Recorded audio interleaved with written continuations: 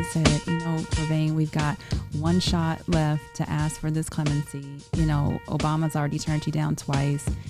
Yes, we are going to build the brand and it's going to be amazing and it's going to be a movement, right? But I really don't want to ruffle feathers with the government, naming it 40 tons, right? And then he said, listen, sis, they've already given me life. What more can they do? Let's go with it. Let's go. And I said, all right. There's a lot of truth to that. Yeah. Right. Yeah. You know what I mean? So it's not like there's one nail left in the coffin. It's nailed up. It's nailed up. So we only have, we can only go up from here. Right. Right. So yeah, we decided to call it that. And we decided to make it to where, our mission to just push the movement of freeing the cannabis prisoners. And, we're doing our little part in doing it and partnering with other organizations that have like policy and people in the White House and stuff like that. But we're here to just help at like the ground level. Do you ever think that sometimes this is all for a reason?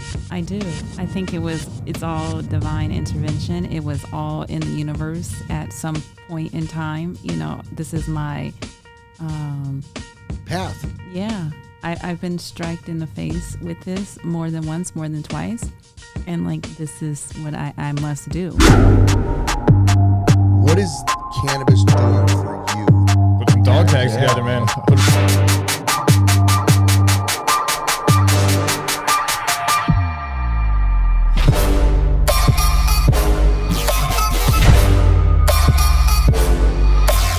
All right, guys. Hey, welcome back to PV Unfiltered. And Tommy, are we still the number one? We are still. Even with a couple of breaks, we're still the number one.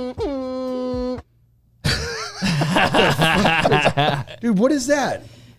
Okay, let's give him the real one. Yeah, I was like, what was the other one? He's like, he changes this. Why are you changing it now? We need to have a meeting about these changes in here, guys. We're sitting here with Loriel and Anthony Allegretti.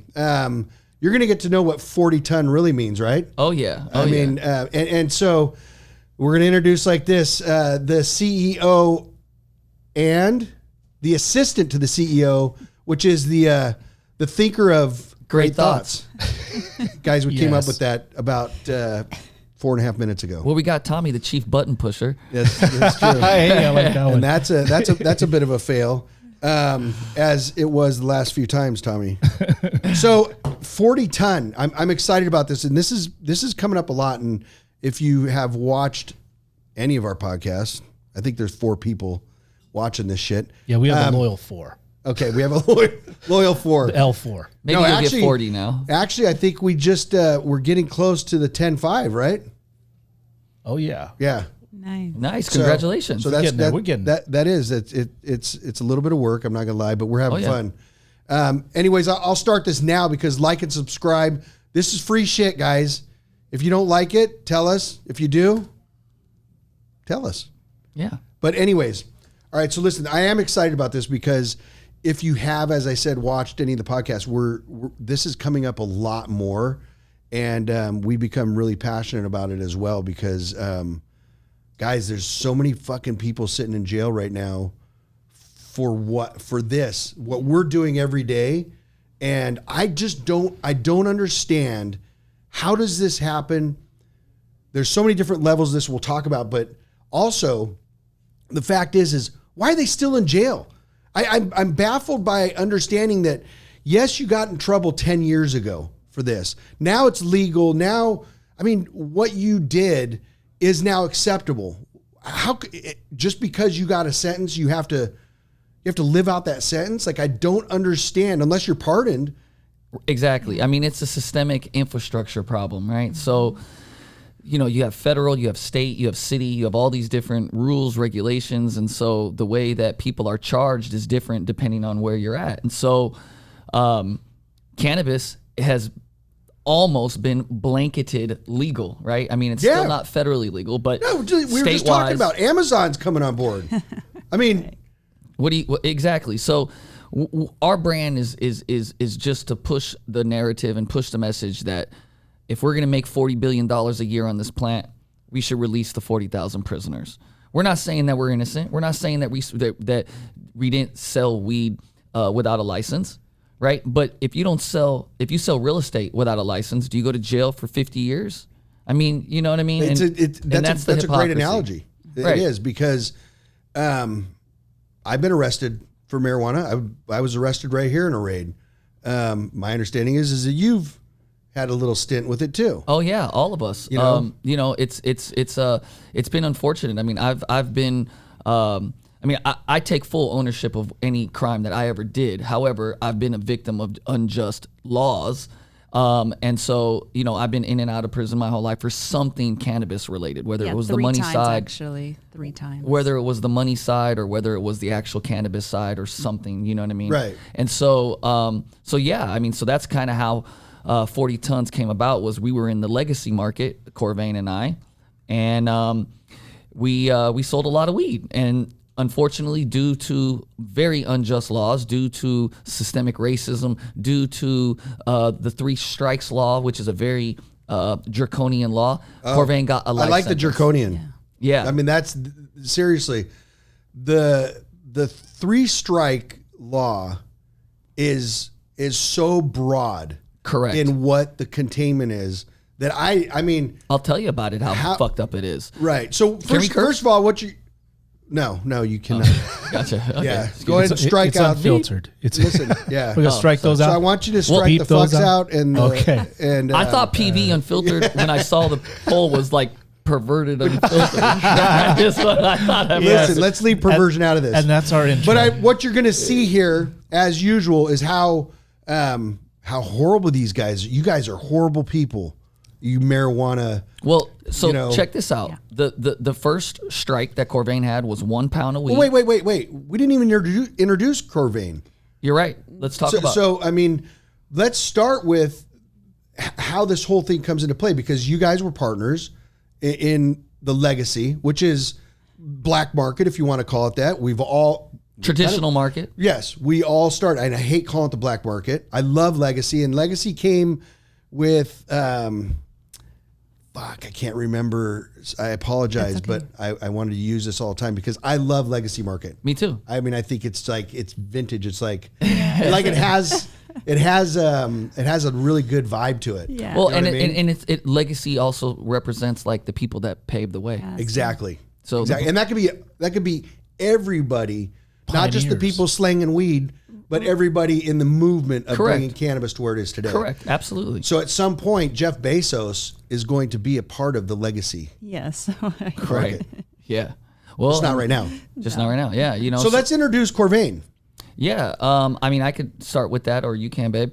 But Corvain was a friend of mine. We went to high school together. We hustled together, and then we started selling weed together.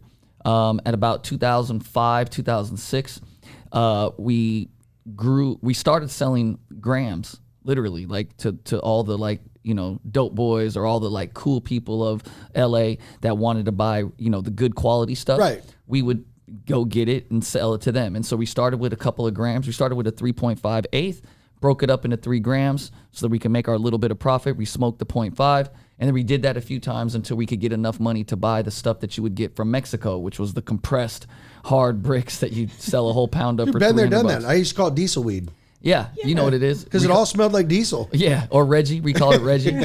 Right. So we would get the Reggies, and then so we worked our way up and started selling Reggies, and we realized we could make more money sending it out of town. And so we were sending it to the East Coast in the South area. And so we kind of at that time in like the 05 era, we kind of went our separate ways, not in terms of like negativity, but he had his people that he would sell it to in this state, and then I had it to mine over in this one. And then we kind of just grew and did our own thing. And Right. then almost 7 and 8 years later, we get hit with this massive conspiracy indictment from a childhood friend of ours, along with multiple other people, and who just told on all of us. And it just kept crumbling and going back and forth, and over 100 people had gotten busted. Yeah. And so Corvain decided. So wait a second. So you got hit with this. Did you get arrested at that time? Oh yeah, I got. So you got like a raid and everything took place. And I personally had been out of the business for almost 6.5 years. So you weren't even doing anything then. nothing. I went to prison in 2007 for having money. I had $200,000 in cash on my person at the airport. And back then, you would either get hit with terrorism or you'd get hit with narcotics trafficking. So it was called possession of money linked to narcotics trafficking. And obviously I'm not a terrorist. So they put it on narcotics. So I go Well, wait a second. Did you do a terrorist check?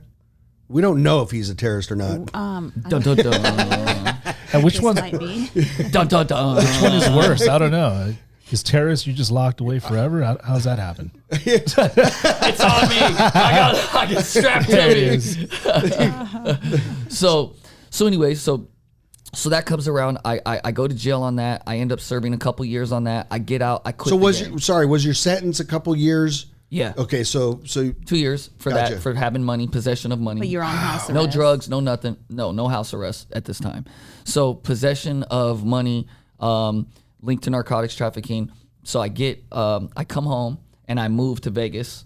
I completely quit the game. I enroll in college, UNLV. I'm killing the game there. I'm doing a bunch of charity work. I start an organization that ends up helping 4,000 kids, yada, yada, yada. Fast forward 5 years later, which is really 7 years later from the time that we were selling, we get hit with this massive conspiracy indictment where one of our childhood friends just caused a wildfire and told on like 100 people. And so all these people just kept getting into this massive conspiracy. I'm on house arrest. So I end up getting on house arrest because I'm arrested in Vegas, and I'm doing well in the community. So my attorney's able to fight to get me out, and I decide to fight the case for almost a year and a half until finally I end up taking a plea agreement and end up turning myself in. Meanwhile, Corvain's going through his own trial and tribulation, and he's decided he was part of this whole right. Conspiracy. Everybody, right? Exactly. So Can I ask you what the conspiracy is? What is it called? Yeah, like what? 40 tons of weed, selling Awkward. 40 tons of weed. No, you mean like what the name of the operation was? Or Yeah, what? like what was the conspiracy? What Conspiracy to traffic 40 tons of weed. Yeah, no violence, no records, no violence, no other drugs, no guns, no nothing. Literally just weed, and weed that was sold 7 years back. prior. Right. Okay, so Man. so they added all of it up of 100 people over a 5-year period over this receipt and that receipt and all the money that went into the bank accounts and Think about how much money was spent just on these guys doing this shit. On the people that were in this operation to bust. I mean, this is absolutely crazy. it was ridiculous. And this was so obviously one of the friends got racked up and yeah. ratted out and made this whole big thing. a complete forest fire is what I call it. Yeah. And so he basically spawned like 5 different indictments all under one big massive. So there's 100 people that we don't even know 95 of who these other people are, right? Just Like random it's just names on random paper. names that you're not seeing. So fast forward, Corvain decides to go to trial because he's like, this is, and for the same reason for me, why I was fighting it for so long is because this shit's old. I've already been to prison. Like this is bullshit. Like there's no proof that I'm doing anything because I'm literally not doing anything. Right? I'm in college. I've changed my life, and so I'm thinking, you can beat it. But then when you have 10 people pointing the finger at you, or you have all this circumstantial bullshit evidence that's not technical evidence, but it's circumstantial. You that's how they ring you up. So Corvain decides to go to trial. Him, Evelyn, and Natalia are go to actual trial together, and Corvain ends up getting convicted and gets a life sentence. And the reason why he gets the life sentence is because he has 2 priors. 1 pound of weed, so he went to jail for having 1 pound of weed, and his second one was having a bottle of codeine cough syrup without a prescription. So those are 2 drug felonies. This is where I go back to automatically the broad scan of having 3 strike. And that's the hypocrisy and draconianness of the 3 strikes law. It was meant for violent offenders. Right. It was not meant. And how did it teardrop down into this type of stuff? And this is where the racism comes in as well. Yeah, right. This Because- is where, sorry. No, go ahead. I was going to say, this is where I come in, where, I have my husband who is white. Whoa. Yeah. Wait a second. You're white? Right. Surprise. I know. So This is a whole other podcast. Right. So here I am, a black woman, right? And I have my husband who's white who gets, far less time than my black friend Corvain, a life sentence over a plant, nonetheless, right? So I felt that there was such an injustice that was done there. It was such a multiple slap in the face. I felt helpless. I felt like I had to do something. This kept coming back around in my life, and I knew we had to start amplifying the message of this injustices that was historically been handed down for Black and brown people, right?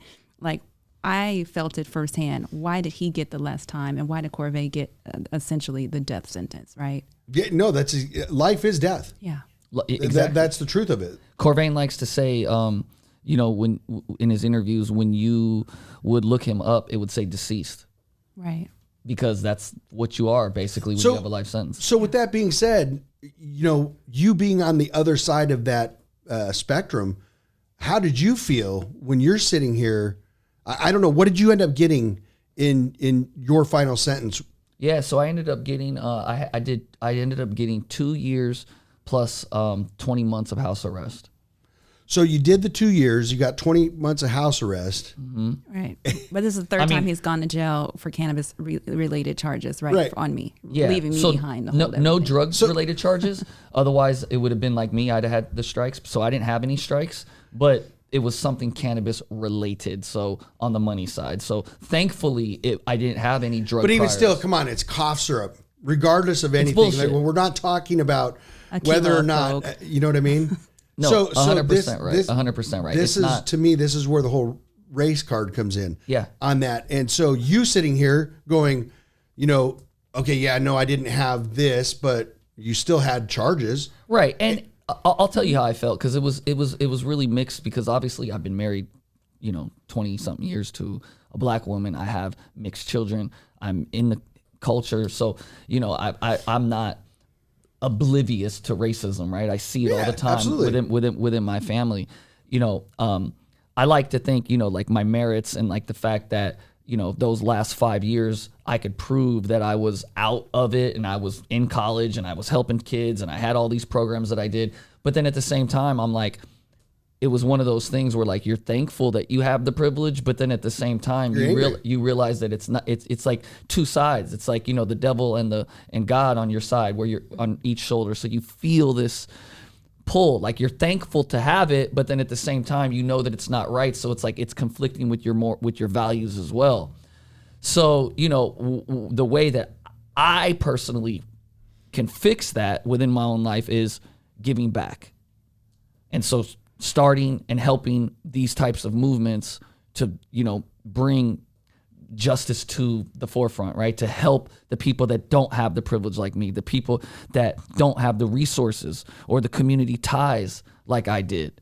You know what I mean? Right. So, and providing that help. Right. And so that's my way to kind of give back to knowing that, that I had that. Well, I mean, and just, looking at it from the outside of this, I'm married to a brown woman. My wife is Mexican, and I mean Mexican. So I am the big white guy at all the parties. You know what I mean? Yeah. So I understand the dynamics of that, and I've been part of, there's racism everywhere. It doesn't matter where you're at. Yeah. And so I've been a part of both sides, and not a part of it, but I've been exposed to both sides of it. When I'm sitting at one of her family's parties, which is literally, if the wind blows, a Mexican's going to have a party. That's how this works. Father's Day, we just celebrated at her grandparents' house. We went up there, and it was a full-blown party all day, all night. And her dad, which wasn't there, but regardless, that's how this works. And so I'm the big white guy there. There's only one of me in 50 people, and they've got a Donald Trump piñata that they're beating the shit out of. Then you go out front, they got another Donald Trump piñata that they're beating the shit out of. I mean, listen, I understand that feeling when you're sitting there and it's like, okay, hey, everybody good, So, but you're also in this position where, for you, and what's going on, you have to support your wife. Right. And also understanding your position in the whole thing, it can be kind of troublesome because, right, like you said, you're sitting here with the devil and God on one shoulder, and the God is angels on one, angel, and it's like, thank God that that I'm not in that position, but my friend is, right, and that also I am part of that community, right, as well. So you're on this divider, which makes it, I think it makes it really tough for both of you. I think that the way that, human beings handle writing that is like, if your intentions are good and you really try to do good with your gifts, you know what I mean? So I call it, what's the difference between being a superhero and a supervillain? There's really no difference. The only difference is that a supervillain uses his powers for himself and a superhero uses his powers for others. Right. So I try, and I got a lot to learn and I have a long way to go, but I try to, give back and help where I can. Right. You know what I'm saying? To help, or speak up, right? I say it can't just be people that look like me that get all the licenses, right? But it takes someone like me to say that, right? 100%. So it's like, it can't just be people that look like me that get all the accolades. Like, one thing is your merit. Your blood, sweat, and tears that you put into something. That should be a metric on why you should or should not get something. There should be, and this is true, being in multiple states and being in one of our biggest site is Michigan. This has been a big issue with the licensing. And to the point where my belief is that there should be no contact of race whatsoever. It should be whatever your merits are, like you said, that are there. Your qualifications should be the same across the board. But this is our fucking problem. Right. Is that you sit in front of a group of people that prejudged you before you came in. Yeah. And have the judgments as they're going through the process and have every button that they can push that allows them to not give you a license. And so there's that side of the coin. Yep. And then there's also the side of the coin of like just having access. So, the person that grows up, where did you grow up? If you don't mind me asking. I was born in Detroit. Okay, and Detroit. So imagine someone that grows up on 13 Mile and Drake in Farmington Hills versus the guy that grows up deep in Hamtramck, right? You know Detroit. Very well. So there's two. And I know why. And I know why. So let me put it this way. You and I have spent a lot of time in Hamtramck. But my point is you're going to have access to resources in different areas, right? Just because of where you're at, right? So here in LA, if you were, deep in the hood versus being in Beverly Hills, you're going to have access to different resources. So communities of color typically aren't even given the resources to be able to get the access that they need to even try to apply for the licenses or anything like that. So there's all these factors that I would say that go into all these things. And all we want to, promote and preach is like, we just want to be able to start at the same starting line.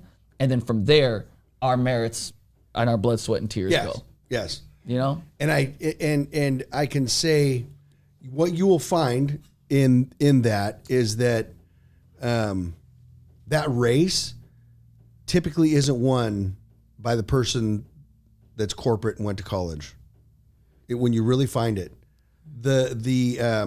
oh, you mean like the it's not the guy that does that. It's the guy that's like the nitty gritty. It's the us. Right. It's the people that started from ground up. It's the people that have grinded through all of this, that have spent a lot of time in Hamtramck. Well, we went up to Troy to get our donuts and apple cider. There you go. Hang out there, But I mean, that's the truth. And it's not just in cannabis, because what you find is that person they typically have a lot more grinding in them, and they can withstand. There's a lot of resilience to, I hate to say it. I've never been a big fan of college in that way. I believe if you're going to go into something that requires it, absolutely. You're going to be a doctor, you're going to be a lawyer, you're going to be this, yes. But even with my kids, and we just had this big discussion with my son and the direction of his kids. And, I think high school is enough for people. We could go on to a whole other side of this, but It's funny. reality is this is the truth. This is the truth. Exactly what you said. The starting line needs to be fair. And from that, let everybody do what they're going to do. And as long as you're coloring inside of the lines in that race, let the rest of it take its course. And that's where our fail is that we're not getting that. No, but exactly, man. And you know, it's all about resilience. It's all about hustle. It's all about your drive. This woman is an incredible woman. She's been dealing with the system since she was, 10, 11 years old, dealing with her family members, and she's just always had to, be a fighter. And I think when you're a fighter, right? And really it's an economic thing. Like when you're poor, you tend, no matter what race you are or what culture you are, you want more for yourself. So you're always obtaining and trying to strive to be better. And that creates a hustle in you. Yeah. Yeah, I'm a compassionate fighter for sure. I can see that. Yeah. I've been there. I mean, the story, Yin and yang. I didn't come for money.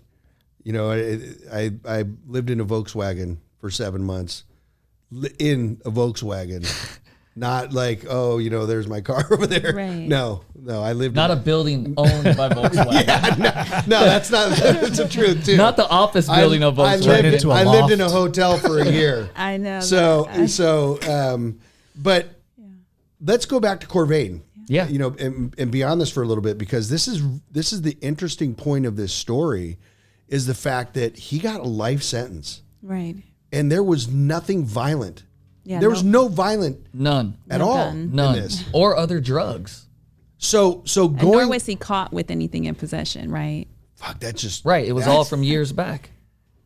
So it's just crazy that we're still in that where people can implicate you on something, and it's the conspiracy laws, man. They're not crazy. They're not meant for, like, I understand why they were made, but they're not meant to just blanket everything, right? And so they've been abused over the years. And so now they use these conspiracy laws. Oh, you have this much of weed, we're going to give you 30 years. And we can technically do it. Because you know what? This came from this much weed, and we know this, and so we're going to bust you for that. Right. Versus this. And actually, we're also going to put you in the fact that you probably grew that weed, and so you had this, and this, and this. And that's where we get fucked up, is when people start thinking, that's when trouble starts. Yeah. That's why you need a thinker of great thoughts on your team. Because what that does. And this is... There it is. Yeah. So that you don't get these, bad thoughts. But point made. So Corvain... Point made. Corvain goes in. Corvain goes in. He gets a life sentence. I can't even stomach what that feels like. I get nervous. Honestly, watching any shows that have prison. You know what I mean?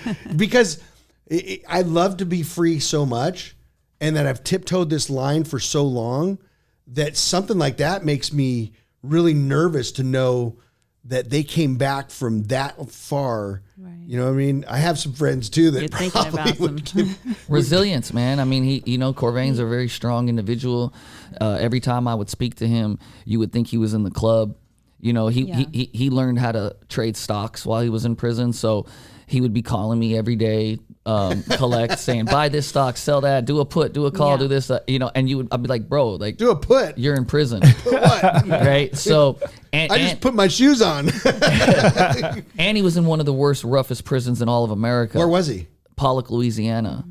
Yeah, I don't know. So yeah, that when you're did he get busted in Louisiana? No, he's from California. So when you're in the feds, you go anywhere in the country. That's another problem. I didn't know that. That's a racket. That's a whole nother. I didn't know that. We had Tommy Chong on, and he he's busted for weed, but he talks about feeding fat squirrels like a resort. He's in a federal prison. So that's because he had a low level offense. But when you're a lifer, you're in with the the murders, the killers, the big bank robbers, the big drug dealing cartel. Like you're with the top criminals of the world. So he was in one of those prisons and was able to survive, thrive, and be not happy, but like you would never know that he was unhappy. He kept a spirit. He kept a He spirit. did. He always had the faith, no matter That's like. good. He did 9 years He says the words "walk by faith, not by sight" all the time. all the time.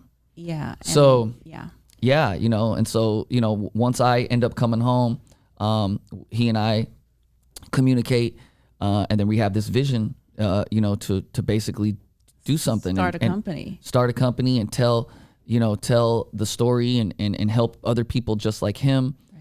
And he always used to say, like, what took me down is what's going to bring me back up. And so Loriel and I decided to help. And so we created this company, and we brought Corvain on as the chief brand ambassador. And once he gets off of parole and things like that, we'll talk about equity and different things like that. But for now, he's like a model or like an ambassador for the company. Absolutely. And so that's what we did. And So how many years did he end up doing? And the interesting thing is how he got out. Yeah. Because we're fast forwarding, but this is very many years, interesting. 9 years. Corvée. He did 9 years. Was in prison before former President Donald Trump gave him a presidential clemency. So like we hit the lottery. So exactly. I mean, this is a lottery So shot. let's go into that a little bit because Yeah. politics are always left on the Shout table. out Trump, You know what I period. mean? But You got to give respect where respect's due, right? It's like that's it. I fucking love. That's it. regardless if you voted for him or not. And this is how I am. right. You know what I mean? I don't have to personally like the guy, right? No. And I understand that there's a lot of politics out there, and people don't like him. But how can you deny what the man did for Corvain? Like Corvain will never say a bad word about Trump. Never. He saved his life ever. Yeah, definitely. And keep in mind, we're Yeah, in a and it doesn't- movement but where it doesn't- 90% of people hate him. Yes. So it's like, we understand that, we toe that line, but it's like at the end of the day, we're not talking about anything other than the fact that you saved my life. Right. And the fact also is that it wasn't a racial thing on his part. My belief, once again, is the fact that I hope that this truly was, I mean, I'm not looking at it as a racial thing. I'm hoping that when he was part of getting him released, he was looking at this as the whole spectrum of cannabis and the offense. He did. Versus like, oh, here I am, I'm going to free a black man. Yeah. I can tell you that story. It's deep. Okay, so see, I Yeah. don't know that. That's my hopes. Yeah. Is that that was the case because it needs to help collapse the racial divide. Correct. That's the thing. Yeah. And the downside about it is that it's Trump, and in everybody's eyes, it's like, oh, there's always something else in there. And I think it was just, I think if you really looked at it from the reality of this, it's like we got to figure this out. Yeah. So there was a lot of cannabis prisoners that were released. There was like 8, I think, that had life sentences, nonviolent cannabis offenses. The reason why Corvain got on the radar of Trump as well as the other cannabis prisoners, excuse me, is because of Ivanka Trump. So Ivanka Trump and Jared Kushner were the ones that were leading the push for that.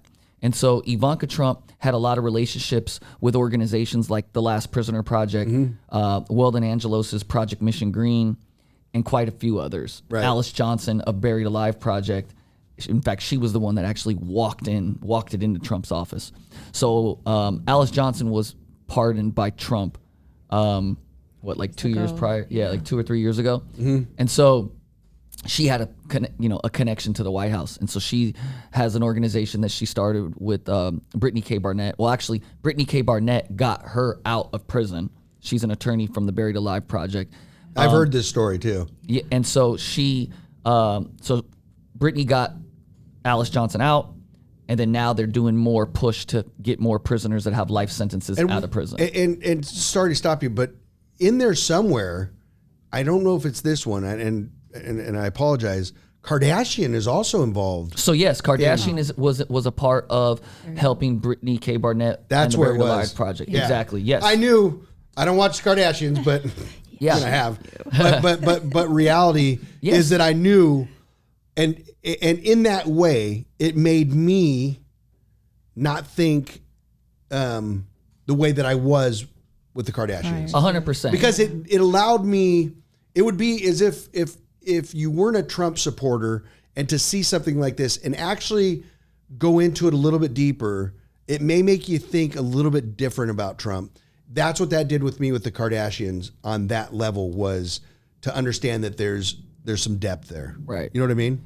You know, whenever you get to the top of any industry, you know, you're always going to have your haters and you're going to have this. Yeah. So I understand why the Kardashians get hated on, but at the end of the day, they don't have to use their platform to help get prisoners out of jail, and they did. They don't have right? to do shit. Exactly. So I mean, at this point, they don't have to do anything. that's why you know, I respect them for doing that. And so Brittany K. Barnett has been an amazing individual, and she basically started this movement that ended up, you know, getting Alice Johnson out, which then Alice Johnson was able to get to Trump and Ivanka, which Last Prisoner Project, Mission Green, and so it all was this collective 1 + 1 + 1 = 20 to get Corvain out. Yeah, everyone that's behind amazing. the scene legislation, you know, a lot of meetings, a lot of backdoor stuff, you know, just we made quite a ruckus. Anthony was, I call it, living on Clubhouse. He was really horny for Clubhouse every day, all day. But it worked, you know. Did you hear that? Sorry, did you hear that, Tommy? Yeah. Well, Is that what I have to do with you? Do I have to tell you I'm horny for Clubhouse? What I will say about Clubhouse is that Clubhouse was instrumental in helping to build our movement, because we had got in on it so early, and all the cannabis rooms I was in every day asking people to sign the petition. Gotcha. And so then they started finding out who we were. And then 4 months later, we get the lottery ticket. But just to back up just one step, also Corvain's clemency attorney, Patrick Magaro. Got to give a shout out. He believed in him 8 years. All the previous attorneys did whatever they did, which obviously wasn't enough.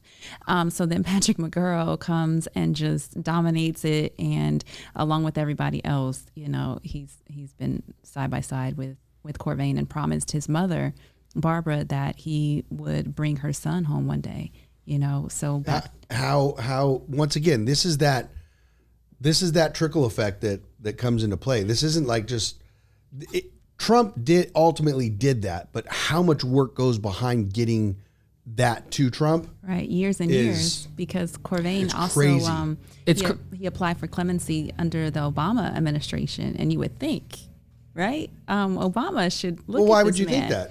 I would think he would have a soft spot for another fellow black man that has children, you know, that like didn't, you know, commit a violent act here, that he would consider him, but he turned him down twice. Right. So- So, you know, But I mean, once again, this is, you know, racism will always be here. As much as we don't want it, it will always be here. And unfortunately, there was, I was watching this thing on, it was Instagram or TikTok, where they took this little girl, and they didn't take her. It was just something that they were videoing, and just to show something, you know, and I don't remember if she was black or if she was white or, you know, whatever it was, but they had all these dolls in front, and, you know, she's playing with these dolls, and there was a black doll, and there was a Chinese doll, and there was this, you know, and they're asking these in-depth questions, and I don't remember the age, so I apologize, but they were asking these in-depth questions about these dolls, and what did she like about this doll versus this doll and this doll, and it truly proved that as a child, you don't see color. Right. You do not see the way that it went through and ended was so amazing, and it's us that does it. we put labels on things. Right. And they did this through, then I saw 2 or 3 more that they ended up doing, other people with their children. Yeah. And the same thing. And, you know, and I want to say that age was probably 5 or 6 or something like that, whatever it was. Nothing at all. Yeah. Didn't- Racism is learned behavior. Right. So when you go to the store and you buy a doll for your kid, you're the one that's doing it. Yes. And it gives me chills because we're all guilty of it. And I'm saying everybody's guilty of it. If you're, Like the toppers on our wedding cake. Well, well, what I'm getting at is this is where racism is. And we're all guilty of it in any way, because if I was going to a store and buying my kid a doll, I would buy a white doll. Is it racist if you are getting married and you have a cake and you know the little things that go at the top of the cake and you get the figurines, and because you're married, you get the man to be a white guy and then the woman to be a black person? But they didn't even exist back then. That's how long ago it was. Is that racist? No, I'm saying like, is it like? Or are you just being what do you- correct? You're labeled right. You're being but you felt uncomfortable. I didn't want that shit anyways. I thought it was cheesy, but So wait a second. So if I understand this correctly, you had a white male and a black female on your cake topper. Yeah, that was given to us by one of our family members and one of my family members. So she just felt kind of like. Well, what do you do? I'll be didn't honest with you. use it. I get that. But my question is, what do you do? I don't know how you do. You give both white, or do you do both black, or what, or do you just do like a blue? like we're Smurfs now. You know? And then you go, what the fuck is that? Now, what do you do? I didn't use it. I had something else created, which was like double hearts in synced or whatever, right? Like intertwined. No, That's what I did. But I didn't use it, and I don't think I even said anything about it. They got the message when it wasn't on top of the damn cake. You got the message. No, but the point is the label was put there. Like, yes. I'm making that point. Somebody, Like, yeah. And whether it's right or wrong, it's the and so point. that person, I'll be honest with you. If I was, if you're like, hey, can you be in charge of getting my cake topper? I'd be like, I don't know. Guys, I don't know if you want me to be that one. And nor did the person even ask. I don't know how to go about this. They just check. did it. Oh, see, that's bad. That's bad. Let us worry about our cake topper there, pops, moms, or whatever. Whoever we it was. love the person who did it, and I get it. It was done in what they thought was the right thing to do. So there's no animosity, but it's just funny because It's you're a very- bringing it up, and it's labels, and we put that on. Yes. As adults. That is the truth. I think And the safe way, just the ones getting married, just have to go get those. Yeah, That's exactly. the one thing you would have to get. Right, exactly. So, but yeah, I mean, point made. so I don't know.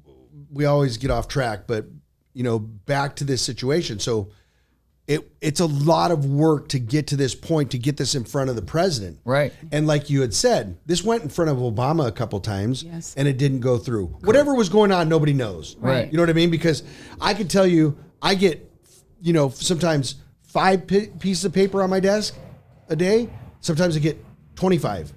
And some you just boom, oh yeah, another one of those. Oh, another one of those. You know what I mean? Because you got to imagine how many people are trying to get out of prison Right. that are in prison for a reason that Yeah. should be in prison.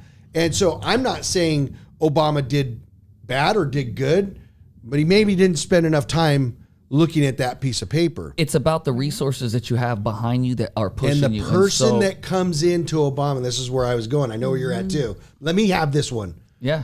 At one point, Sorry. I want to be a thinker of great thoughts. If I'm on, tell me. forgive me. No, so stepping into that even further is the person that walked this paper into Obama and sat it on his desk or sat it in front of him, probably didn't do it the way that the person put it in front of Trump. Right. I'm going to guess. Because I'm going to say Trump probably got papers just like, or however that works. Whoever walked it in probably, hopefully said, you need to look at this. This is very important for you and for everybody else that's involved in this. And there's a lot of fucking work that went into getting this piece of paper to you. Correct. It's the person, Yes. right? So Yes. in this case, Alice Johnson had the rapport. And there's where we go. Right. Is that person was and, able to get there. and then the media behind it Yeah. was there, whereas it probably wasn't there with Obama, right? So the media We don't know Yeah. the specifics on each president and what took place and getting what to what. But reality is that yes, it went to Obama a couple times, but however it got to Trump the right way in the ways of how that decision was made, which Right. is fucking amazing. In the midst of what were they storming the Oval Office? I mean, it was just pure craziness going on at that time. I mean, we could go into a ton So, of yeah. things, but the bottom line is this: is that it did get handled. Yeah. And the other side of this is that there's so many more people sitting in his position. And this is where it bothers me and where I don't understand is you take a person like Corvain that got out of a life sentence for something, and there's people in there for less than what he has, and they're still sitting in there and waiting for this paper to hit that president.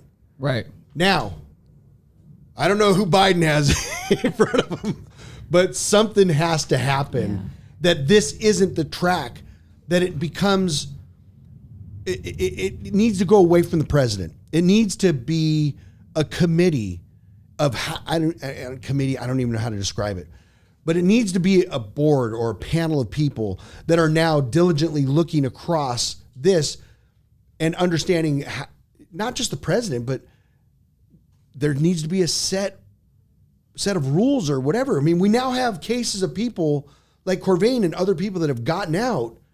Why are we still dealing with this? So cannabis should, there's two pushes right now between, one's with the Last Prisoner Project, the other one is with Weldon Angelos' Mission Green, who actually just put something out with the Russ and a few other celebrities to just give a blanket. Who? Russ is a big RUSS. Okay. But Weldon Angelos is Project Mission Green. That is a blanket clemency for all nonviolent cannabis prisoners. Done. Right, and so that's what they're pushing right now is for something like that. Yeah. Yep. It's okay. Right there. Oh yeah. Yep. And 40 Tons is doing our part to amplify the next person's mission. We have a couple of inmates that are featured on our website that we've given sort of like their own T-shirt, that all that money goes straight to their commissary and to their loved ones. So we're doing our small little part to bring that awareness to the next Corvain Cooper. But you know what? A lot of small little parts make big difference. And also be clear, there's a huge problem with racism in this situation. Thank you. But understand, there's white people, there's brown people, there's everybody that have been done wrong in this setup. Yeah. So white, brown, black. There you go. Yeah. So I mean, it's just a problem that needs to be handled, and for what you guys are doing is amazing. And I have to know, how did, and I know we talked 40 Tons come about. Who came up with 40 Tons? The name? The name. Corvain came up with the name because while we were thinking of what we wanted to call this, he's like, just call it 40 Tons. But I was so apprehensive, I've got to be honest. I said, Corvain, we've got one shot left to ask for this clemency. Obama's already turned you down twice. Yes, we're going to build the brand and it's going to be amazing and it's going to be a movement, right? But I really don't want to ruffle feathers with the government, naming it 40 Tons, right? Like, I just felt we had one chance. Let's not give him one more reason to say no. And then he said, listen, sis, they've already given me life. What more can they do? Let's go with it. Let's go. And I said, all right, fine. There's a lot of truth to that. Yeah. Right. Yeah. You know what I mean? So and it's not like there's one nail left in the coffin. It's nailed up. It's nailed up. So we only we can only go up from here. Right. Right. So yeah, we decided to call it that, and we decided to make it to where, our mission to just push the movement of freeing the cannabis prisoners, and we're doing our little part in doing it, and partnering with other organizations that have like policy and people in the White House and stuff like that. But we're here to just help at like the ground level. Getting a collect call costs money. I know exactly how it feels when you are working a job and trying to put money on your loved one's commissary, but you've got to juggle your jobs and your kids and schools and things like that. So yeah, because it's not free. No, it's not. It's $1 for a soup. And that's the worst part is that was it all this soup? $1 a top ramen. Right, that costs 10 cents here. Wow. It's fucking you ridiculous. get a case. What is a case of Top Ramen? I mean, listen, I lived on Top Ramen for a long time. Bro. So did we. So when I see noodles, my wife made noodles last night. It's one of those things. No, I mean, I don't eat pasta that often. I have to really be in the mood for it. Yes. Because I have had Top Ramen in every possible way you could ever eat top ramen. Yeah, and you know that ramen now that's so fancy with an egg and veggies. You're like, yeah, wow. that's bullshit. It's bullshit. What you see on the pack of Oh, ramen, it's I definitely used not. to look at it and see, oh, shrimp top ramen. Like there's shrimp in there. Ain't no fucking shrimp in there. That thing's There's cardboard. There's no shrimp in that pack. I used to even think like, you know, there'd be like the freeze-dried shrimp or something in there. No. And I'll be honest with you, it doesn't taste like shrimp either. Every top ramen tastes exactly the same. Exactly. Yeah. They put the pictures on there for people like me. So the point is that kind of stuff is very expensive, and so our, you know, like this prisoner t-shirt campaign is just to provide extra support to them, and eventually as we scale our company, we can start helping get their families visits, because those cost money. You know, you're from California but you're serving time in Louisiana, you know, you get separated from your families, and so that's kind of how we want to help. And then when the prisoners come home, providing them equitable ways to get back in the industry. Yes, there's so much involved in like all this. of this. Yes, You could hire a cannabis felon to run the camera. That's not plant touching, right? Right. It's like that kind of stuff. Absolutely, and you know, fuck, I'm hired. I'm here. Right. That means anybody can get a job. You know what I mean? You're the man. You know So what I it's mean? like you went through. What If you I went got a through. job, anybody can get one. And that's how we are here too. Right. You know, we're the downside is there's certain things in cannabis that you can't have people working in. In this, yes, but in the touching, anybody that has, you know, because there's backgrounds and all this shit. I mean, it is what it is. We slide it around. I'm not gonna lie, but you know, There's a bunch of bureaucracy there's with it. so much involved in this as far as getting this person out of prison, and as well sustaining them in prison. And trying to keep some sort of normalcy. Listen, I'll tell you, I'm a big advocate. If you killed somebody, you should be eating the minimum of bread and water, whatever it is. You know what I mean? That's my belief. It's not about being inhumane, but I mean, if you're convicted of murdering somebody, it's one thing if it's accident. You know, I mean, there's those things. But I have a hard time with that. But then when you talk about somebody that is what I would call a white collar crime, and you're talking about possession, you're talking about these things. Why is it that you're in there treated like a fucking animal? Yeah. And why, you know what I mean? Who knows? And I don't know. We can go on, but the bottom line is this: is how a person gets out isn't just an overnight, you know, sensation. There's so much, and this is part of that work, and getting people to understand, like, you have to. If you're there, you have to help in some way or another. Buy a fucking shirt, buy a shirt, or even sign a petition if you don't have any money. Sign the petition. It's free. Absolutely. You know, there's things that you can do that require your time and maybe not your money, right? And so there's all these different levels of way that we can help. The key is to keep the conversations going. The key is using your platform for what you're doing, which is what you're doing. That's why you brought us on, and to just continue to push the movement of what's right. Like, we don't want anything that's not like we don't want it to be a charity case. We want to earn our way, but we need to be given the access to do it, right? And we need to speak up when there's real wrongs in society. And the other side of it is conversations like this. Like, how much time does it take for you or anybody as you're moving along through your day to just talk about, you know what, I saw this podcast. You know what I mean? Sitting at the table with your family and wife, it's a great conversation. And it truly is, because you get to understand other people's thoughts and where they're at in all this. It's like me talking with my family, which I have. You know, what is your thought on this? You know what I mean? Because then what you really realize is that it doesn't matter who you are, you see this as wrong. Mm-hmm. Right. You know what I mean? And if you see this as okay, then there's something wrong with you, because reality is this, is these are people that have families.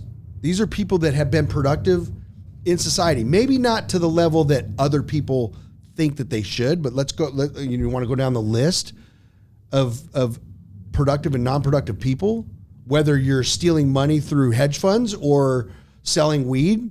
Pedophilia. I mean, we could go on and on, but the reality is that these are productive people. And I've been in this. And whether you're creating a job for somebody in the legacy market or you're creating a job for somebody, on Wall Street, no matter how you look at this, that's how we were. I was creating commerce. I was employing 60 people on the legacy market. Wow. So how do I look at that? I look at it as I was helping people to feed their families, to have a life, have a lifestyle. You know what I mean? Take it a step further, you were giving money to these people and they were paying into society and paying taxes with the money that they were making. So it was all, it was all commerce. And now on a plant that's legal. 100%. And now and I went through the system, and because of you motherfucker, you up there.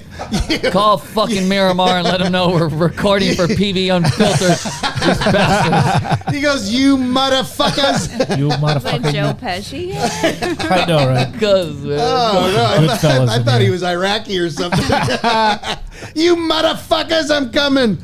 Mother bitches. Now you look at this and look at your position, look at Corvain's position, look at the legacy side of where people are and have been and moving forward. We now employ over 200 people. Congratulations. And and now we're no longer legacy. I don't even know what the fuck you call us now. But the bottom line is that the legal compliant market. Okay, yes. So now we're the legal compliant market. But reality is that everybody is healthcare. We didn't have that in the legacy market. Fuck no. Because we couldn't do it. But now we do. So everybody that you see within our employment has insurance. Yeah. And, everybody is paid. There's workman comp, there's insurance. All this stuff is now reality in the cannabis space. And yet we still have people sitting in prison for something that I'm fortunate enough to be able to sit here and talk about.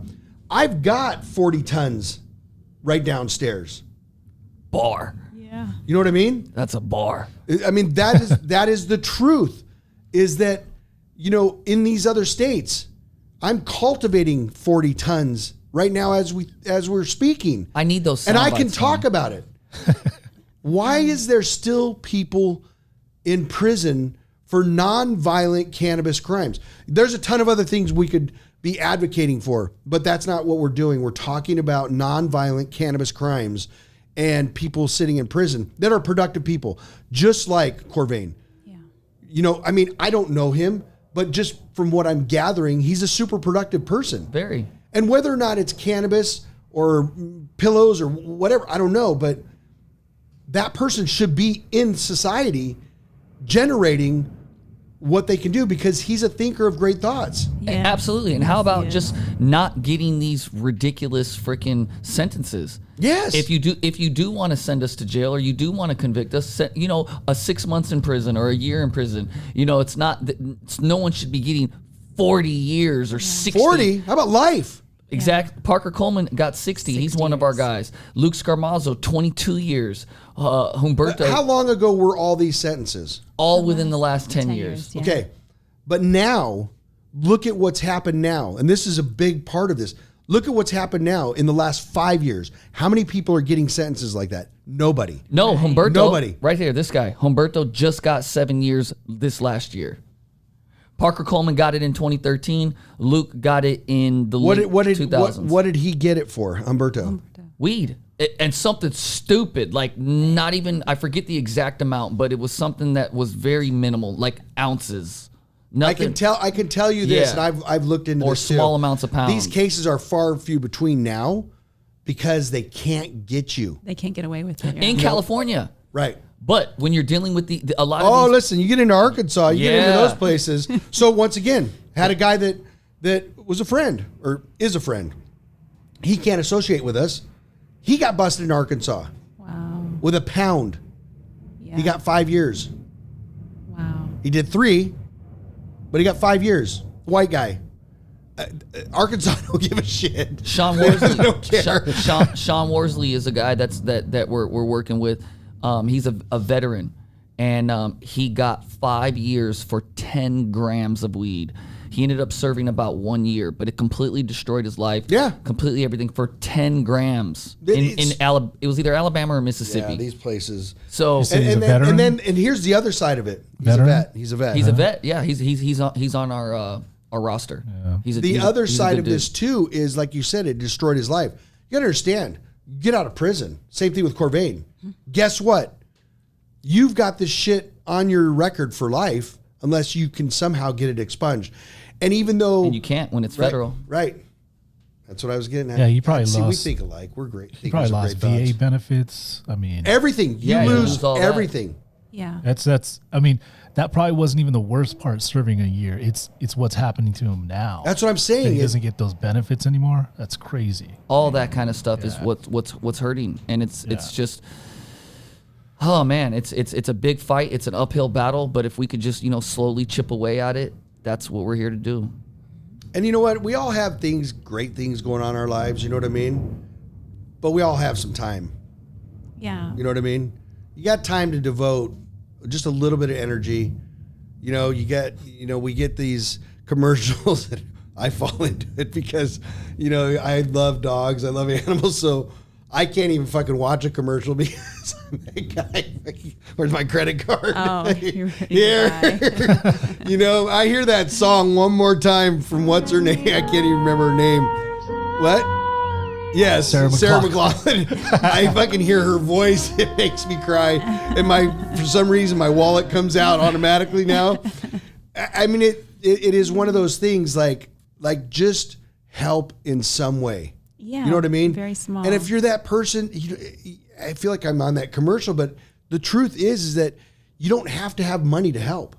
No. And just having that conversation, being a part of a petition, helping that side of the petition. Right. You know what I mean? It's just, I do this with a ton of things that nobody knows about because it's my feel goods. You know what I mean? And with that, it's one of those things that I always look at. I've got an extra couple minutes. I've got an extra 5 minutes. You know what I mean? Yeah. I can send this. I'm the guy that if we had our phones, people hate it. My kids hate it too because I fucking send them everything, just like things, that kind of make you feel good. They make me feel good, and my kids are like, enough already. You have to pass it along. Yes, and it's like just to strike it into their I mind. love to you. understand. You love me. How many people are going to really pass this message along to 10 people? If you don't send it back, you don't love me. I'm cleaning out my social media. If you're really my friend. If you're really my friend. It's so bad. My mom does that shit, but she puts it on her Facebook wall. And I'll say something like, I love you, Mom, but this post is bullshit. In front of all her. I just did it. I literally just did it. I haven't gotten a couple that days back. ago. I haven't gotten any real returns on that. I've been dropped from a few people. I stopped Facebook altogether. I completely stopped Facebook because so did I. No, I have not been on Facebook. I'm gonna guess in at least 5 years. Because I'm that guy. Maybe longer. I'm that guy that See, I'm joining every group. You know what? And this is me. I'm going to tell you right now, if you're my friend, you'll join my group. Let's see who my real friends are. Yeah, I love those. But see, my mom gets a bunch of people on her page, commenting and shit. And I said, Mom, don't guilt me into telling you that I love you. I just love you. So this post is bullshit. I mean, you are the only child. I know. Oh, there you go. I get some LOLs from like her friends, and then you know what I mean, like but she doesn't like it because it's like I'm calling. But reality is this: in being serious, is the fact that in some way or another we all have an extra dime or a little time. And that's the truth. I like that. It doesn't really matter, and that's the tough part for some people. Is even if it's $5, like you said, that's 5 bowls of soup. How lame that sounds to some people when your ass is sitting in prison for something like this, and your day to day, it helps. Yeah. And what you guys are doing, this is the bigger part of this, and this is where. You look at things and how amplification works. And so, I look at it and I go, I send $20 to somebody in prison. It helps. Oh. It really does. I donate 20 to your cause in how you guys do it, and it fucking really helps. And I'll tell you why. Because that $20 is helping this. It's helping you to do what you're doing, and that amplifies 100 times over. No offense, but then what happens is that pyramid type thing goes, where $20 goes to helping this. Now you bring on 200 more people, and that's bringing a ton of soup into prison. It's stupid how I'm saying it, but but you're making the point. I have it up here. No, the listeners how should I understand what you're saying, because what you're saying is spot on. And, Right. And the fact that you have to say that it's soup shows that, like, this is bullshit. Right. We're talking about fucking soup. Like, we need a couple dollars for this. Like, Right. they shouldn't even be in there for what we're doing. You know, Exactly, but we're but- over here trying to figure out how to get them soup. And that's why my encouragement is in when you see these projects and you see what you guys are doing, be more apt to go that direction and help and say, hey, you know what? Here's $20, but also, is there something that I can do? You know what I mean? Is there something that, and this is where me as a company, we always participate. So this is huge for us as well. But I'm telling everybody else, like, just if you can help, if you feel something in this, then just help. A little dime or a little time and a little dime. That's it. Yeah. It really does resonate, and it amplifies so much more in what you guys are doing than, and I'm not saying don't send $10 for soup. I'm saying, you know, reality is that you guys are reaching out to, you know, more people. Right. In that way. We got to scale. Right. So we can't go work at McDonald's and have the same impact. Corvain can't go and work, you know, at Walmart and think that he's going to have an impact. He's an activist now. Right. No, Like, his job is to be an activist for people that are like him. Like, they put him in that position. Do you get, He can't go work at there. right. Do you ever, once again, not to get sidetracked, but with the jets flying over, we can. Yeah. Do you ever think that sometimes this is all for a reason? I do. I think it's all divine intervention. It was all in the universe at some point in time. You know, this is my, Path. yeah. I've been striked in the face with this more than once, more than twice. And like, this is what I must do. Yeah.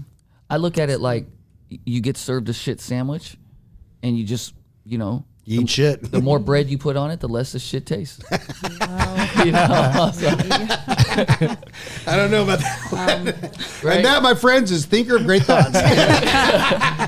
So No, but I mean, you know, it's a truth. you know, you make do with what you have. So the dice that are rolled to you, or how do they say it, the cards Yes. that are dealt to you. Yes. Sometimes you deal yourself a bad deck. Right. You just got to play the hand that you have. Exactly. And that's, you know, and I think, you know, going through this process, it's almost like people are handpicked in a way. I don't know. Yeah. We could go off on something, but I think in some way people are handpicked in a way, and just knowing that his attitude while he was in prison was what it was. Oh, yeah. We got to bring him in here tells and let you interview him. Absolutely. Oh, yeah. Absolutely. But that tells sure. me with somebody that their spirit didn't break, Yeah. and now look at where he's at. Like you said, It's strengthened. dude, you got nothing else. You're now, this is your path. Yeah. When he's, you know, getting up in the morning, this is what he's doing. Oh yes, he's accepting collect calls from people in jail, you know, writing letters. A lot of people that are supporters of 40 Tons have taken that time out just to write that inmate a letter. Like, that's golden. Like, that lets someone know you haven't forgotten about them, even if it's a postcard. Right. What is that, 50 cents, 60 cents, something, whatever the cost of a stamp is, right? So yeah, it's all relevant. It's all very important. I was pointing at that picture because that was the very first picture I took of him as he was walking out of the prison, Yeah. wearing 40 Tons clothing. Yeah. So Anthony it's like, went to go and pick him up. This actually. is what it started like while he was still there. Like That's this crazy. You look at this, what do they call them? The guards? Yeah, the guards in the back. Yeah, the COs. COs. Yeah, so that was a whole ordeal. When did he get out? January 20th, 2021. Like Trump's last day of office. Yeah, last day. Yeah. That was fuck that. I don't want to tell the story because I want him to tell it when he comes on. Yeah, you'll get the chills. Yeah, I'll let we him got- tell you we got- the we got it. story of it because it's just Wait, where is he now? Where LA. is that? LA. yeah. Yeah. We'll get him down here. Yeah. Let's just talk Let's- with we'll schedule your it. calendar and we'll figure that out. Awesome. But yeah, Yeah, we should do. Let us be a part of an event. Like We'd love we got to. We got a whole team here that we just we'd did a big love to event do something actually like that. we would love to get partner with you on. You know an who? event. You know, would be great is having the band back and doing an Oh, yeah. event For as sure. well. Yeah. Yeah. I mean, if you guys want, we'd love we to. should do something and set something up. I'd love and to talk with you guys more. I don't know what his specifics are as far as relation to cannabis and being in, being. I don't know what that means as far as what he can be involved with cannabis and stuff like that. Yeah, But- we'll talk about it offline. yeah. But there's I think definitely it'd be great to do, and whether he's here or not. Yeah, it's know what I in mean? benefit of him. Yeah. Yeah. So there's tons of opportunity, tons and tons of different things. We're very upfront with his probation because we have to be. I mean, we're in the space of where we're at. So we follow the rules, we follow the Yep. guidelines, we got all of our paperwork in order, we got all of that kind of stuff, nailed down and doing it the way that it was told to us to do. Yeah, and his Right. probation is very supportive as well. So yeah. So we just have to communicate. Everything's about communication and being upfront. And so the bottom line is yes, we are very interested in working with you guys. See that? Yeah, It's all See that? organic. There- This is go. just a little bit of time, and look what we've done. a little bit of time. That's it. This is a little bit of time, and if it's reaching out to anybody, it's just a little bit of your time. July 17th, full Pride. We love this event too. I mean, Oh, you've there's- done this before, oh yeah. Nice. Last year we couldn't. Obviously, COVID fucked us up, right? But the year before. but the year before and before Nice. that. Well, last year we were going to do a big. float. Yeah, we had a float, and then that got canceled. We got Oh, and I approved had to a do float. I had a float. I had a float. These guys were all shooting me down because Oh. because I had This idea. I had a giant dick that I'm not lying. I had it that would go. Imagine that coming down Oh my with gosh. PV, and we Yeah. were gonna be a podcast on the float. Yeah, we're going to try this. Take the air flight noise, and when he does that, go right across. But anyways, thank you again. Thinker of Great Thoughts, Thank you so much. CEO of 40 Tons. Thank you. And, Thank you for having me. Wow, what a good one. What a good one, man. We Thank had a you. great time. And once again, guys, listen, a little time, a big dime, and you're helping. Truly, that's the case. Tommy, you're going to have to put the Sarah McLachlan song on this, not right now, but in this podcast, because It's coming on. that is the truth. And like and subscribe. It's free. If you like it, let us know. If you don't like it, let us know that, I guess, too. But I got to thank you guys again and for everything that you guys are doing. And obviously you can see that it works. So why not be a part of something that's working? And then just stay tuned because this is only going to get bigger and better. That's right. Absolutely. Do you mind if we share with your audience where they could find us and all that? Absolutely. And then as well, Tommy will flash it and whatever you guys Perfect. have that you want to put on there, he'll put on there too. Excellent. Well, awesome. Thank you so much for this amazing interview. Anthony and Loriel Allegretti of 40 Tons Brand. We are on PV Unfiltered. You can find these guys at PV_Unfiltered on Instagram and all social media platforms. But you can find us at 40 Tons at 40TONS brand, 40 Tons Brand. That's our handle for all social medias. And you can find us on our website at 40tons.co, not .com, .co. And go pick up a shirt. You know what I mean? It doesn't take much. Help these prisoners make basic phone calls, have food, answer collect calls. There's many cannabis prisoners that are in jail right now. In fact, 40,000 of them are in jail right now over this plant that we are on this podcast talking about.